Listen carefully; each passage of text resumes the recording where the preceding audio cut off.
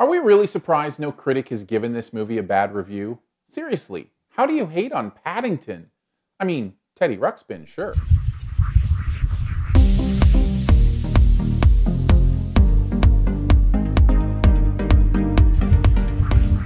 Guess what, Paddington? The steam fair's coming to town. I'm going along tonight to write about it in my newspaper. Who's going to want to read about that? Everyone. They travel the world in an old steam train. I thought you'd love it. I do. Don't tell anyone, okay? Not cool. Why don't we all go? Good idea. Father's a dab hand at the coconut shy. Bullseye Brown, they used to call him. Oh, not anymore. Coconuts are a young man's game. Well, I think you're in great shape for a man your age, Mr. Brown. Ah, thank you, Paddington. Hang on, how old do you think I am? Oh, about 80? 80? At least. Paddington 2 brings back the adorable little bear with the red hat back into our lives, once again teaching us all about optimism amongst struggle, this time possibly even in prison. It's going to be a lot of awes and, oh, isn't that adorable? But is it also something that's good? Well, here's 5 things you might want to know about Paddington 2. I absolutely adore these movies. I loved the first one, and I loved this one too. I'm going to start with the one thing that maybe you wouldn't like about this. I really don't have any negatives other than to say, if you are put off by a big heart, naked optimism, seeing the world without cynicism, if that's a little too simplistic for you, then you may be rolling your eyes at this. You may have one of those moments where it feels a little bland. It feels like there's nothing going on because you want something a little grittier. If you feel like this is for kids, that this is a kid's eye view. Now, there's a lot happening here beyond that, but that is the only way I can see you coming out of this movie and not enjoying it, is if you feel like there's nothing going on. So let's talk about the good stuff. This movie was made for me. First way, the humor. That dry British sense of humor is so right up my alley.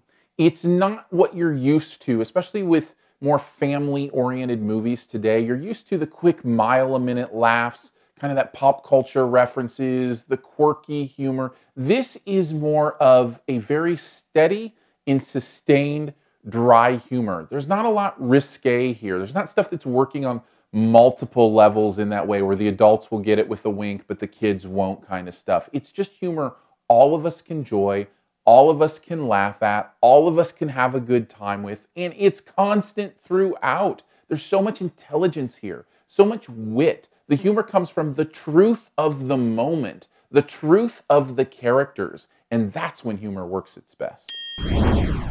The other thing I love about these movies is they're so distinctly British. They do not fear being very culturally particular. A lot of movies will ease that stuff off, and Americans will feel more comfortable when you're not calling an elevator a lift, or when you're not calling a trash can a bin, or when you're not calling a cookie a biscuit.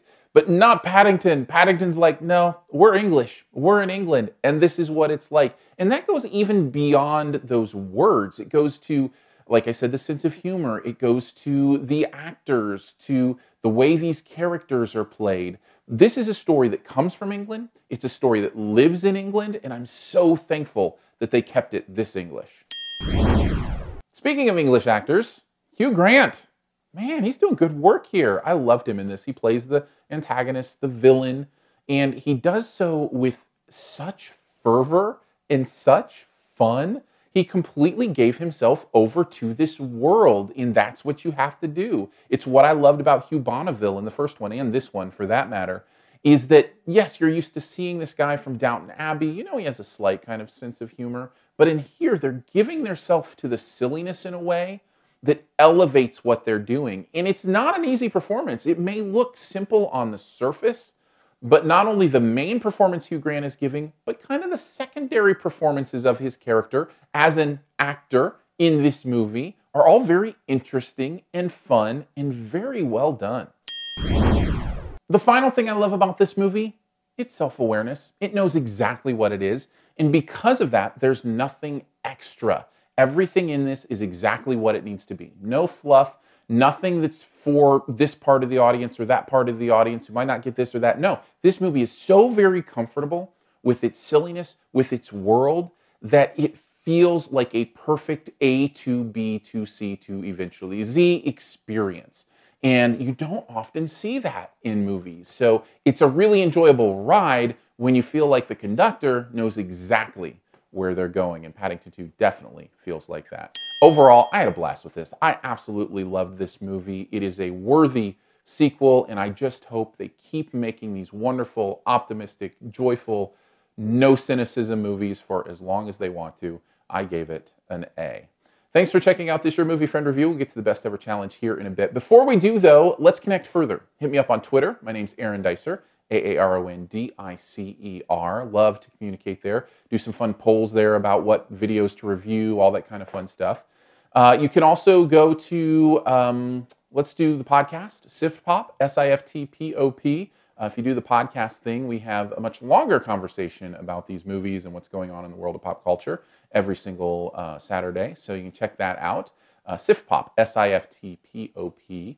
You can also subscribe here on YouTube, leave comments here. I very much enjoy that. And if you want to support Your Movie Friend, I would very much appreciate it. With the size of this channel and just kind of growing in the way we are, it's been exciting, but the revenue doesn't come from YouTube. It actually comes from you because you like these reviews and they mean something to you and they're valuable to you, that you say, you know what, every month, 12 times a year, I can give you $3. That's really as simple as it is.